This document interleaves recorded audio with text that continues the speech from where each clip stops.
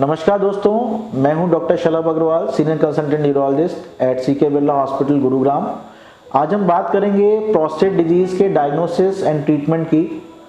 तो दोस्तों, जैसे मैंने पहले अपने वीडियो में बताया हुआ है कि प्रोस्टेट की 3 कॉमन बीमारियां होती हैं। प्रोस्टेटाइटिस जो 50 साल के कम के पुरुषों में होती है, बीपीएच और कैंसर प्रोस्टेट जो 50 साल से ज़्यादा के पुरुषों में होती है। सो प्रोस्टेटाइटिस एक ऐसी बीमारी है जो, जैसे मैंने बताया, मोस्ट कॉमनली इन्फेक्शन के बाद होती है। इसके अलावा भी उसके कई अन्य कारण हो सकते हैं।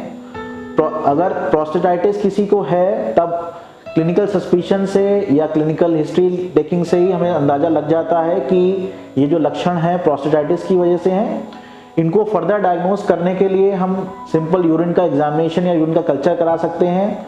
साथ के साथ ये देखने के लिए कि कोई और बीमारी तो नहीं है या प्रोस्टेटाइटिस की वजह से कोई और कॉम्प्लिकेशन तो नहीं है। सिंपल ब्लड टेस्ट जैसे सीबीसी, केएफटी या फिर अल्ट्रासाउंड या यूरिन के फ्लो का टेस्ट, ये सब चीज़ें हम करा के देख सकते हैं। ये बीमारी, इस बीमारी में अगर ये इन्फेक्शन की वजह से है तब इसको यूटीआई की तरह ट्रीट करा जाता है। एक एंटीबायोटिक कोर्स की रिक्वायरमेंट है। फ़र्क इतना ही होता है कि इसमें एंटीबायोटिक कोर्स यूजली लंबे टाइम तक दिया जाता है, बिकॉज प्रोस्टेट में जो बैक्टीरिया होते हैं उनके चांसेस होते हैं कि वो बार बार रेकरेंस करें इस प्रॉब्लम की।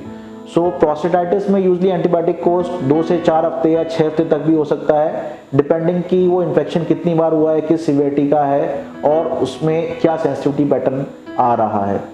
सो प्रोस्टेटाइटिस में एक दूसरी भी डिवीजन होती है जिसको हम क्रॉनिक प्रोस्टेटाइटिस कहते हैं। So chronic prostatitis usually non infective या ए बैक्टीरियल प्रोस्टेटाइटिस होती है।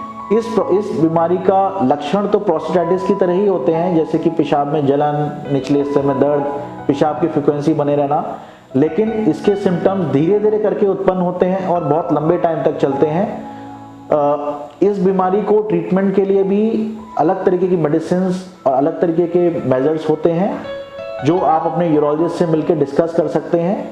अच्छी बात यह है कि प्रोस्टेटाइटिस एक ऐसी बीमारी है जिसको कि बहुत अच्छी तरह से कंट्रोल या क्योर करा जा सकता है। अब हम बात करेंगे बीपीएच या कैंसर प्रोस्टेट की। जैसे मैंने बताया, इन दोनों बीमारियों के सिम्टम्स में कोई डिफरेंस नहीं होता जब तक जो कैंसर है प्रोस्टेट का वो प्रोस्टेट से निकल के दूसरे ऑर्गन्स को अफेक्ट करने लगे।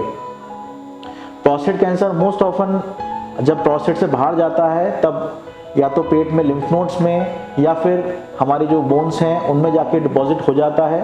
ऐसे में bony pain, hip pain, shoulder pain, back एक या फिर अगर स्पाइन में अगर ये कोई वर्टिब्रा फ्रैक्चर हो गई है, दब गई है, उसके साथ हमारी नसों के दबने की वजह से पैरों में कमज़ोरी या सिवियर बैक एक होना, ये सारे लक्षण हो सकते हैं।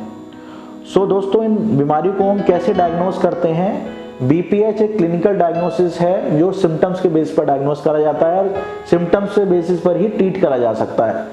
सो इसके लिए बीपीएच के लिए मेडिकल थेरेपी भी अवेलेबल है, सर्जिकल थेरेपी भी अवेलेबल है। मेडिकल थेरेपी में भी कई तरह की दवाइयाँ होती हैं जो किस तरह के पेशेंट को सिम्टम्स हैं उसके अकॉर्डिंग दी जाती हैं। जिन लोगों को प्राइमरी यूरिन में ऑब्स्ट्रक्शन है उनको अलग तरह की दवाइयाँ दी जाती हैं। जिन लोगों को यूरिन ऑब्स्ट्रक्शन के साथ ब्लैडर की प्रॉब्लम्स भी हैं, जैसे यूरिन बार बार आना, कंट्रोल में दिक्कत, रात को बहुत बार यूरिन जाना, उनको हम दूसरी एडिशनल दवाइयाँ देते हैं जिससे कि हम इन सिम्टम्स को भी कंट्रोल कर सकें। मेडिकल मैनेजमेंट का एम होता है कि पेशेंट की लाइफ कंफर्टेबल होनी चाहिए, क्वालिटी ऑफ लाइफ इंप्रूव होनी चाहिए।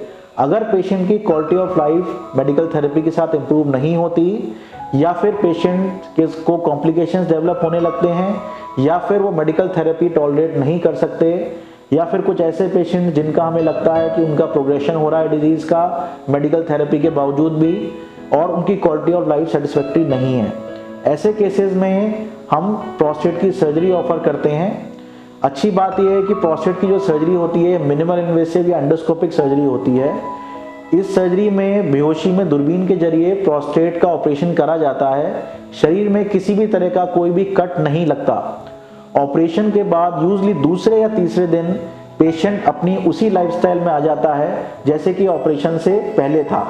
साथ के साथ फायदा ये होता है कि उसके पेशाब का फ्लो इंप्रूव हो जाता है और धीरे धीरे उसकी क्वालिटी ऑफ लाइफ या जो उसको यूरिन सिम्टम्स थे वो खत्म होने लगते हैं और उसको बहुत बेहतर लगने लगता है।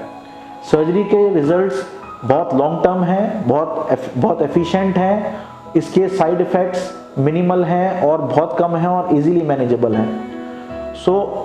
तीसरी बीमारी जिससे सीए प्रोस्टेट जैसे मैं आपसे डिस्कस कर रहा था, डायग्नोसिस करा जाता है बेस्ड ऑन रेक्टल फाइंडिंग्स या फिर पीएसए फाइंडिंग्स। अगर इनमें एबनॉर्मलिटी है, जब हम फर्दर इन्वेस्टिगेशन जैसे एमआरआई या प्रोस्टेट बायोप्सी करा के देखते हैं कि प्रोस्टेट में कैंसर अगर है तो कहाँ पे है, किस स्टेज का कैंसर है, कहाँ तक स्प्रेड हो चुका है, उसका क्या ग्रेड है, उसके बेसिस पर हम फिर फर्दर ट्रीटमेंट डिसाइड करते हैं कि पेशेंट को किस तरह का ट्रीटमेंट चाहिए।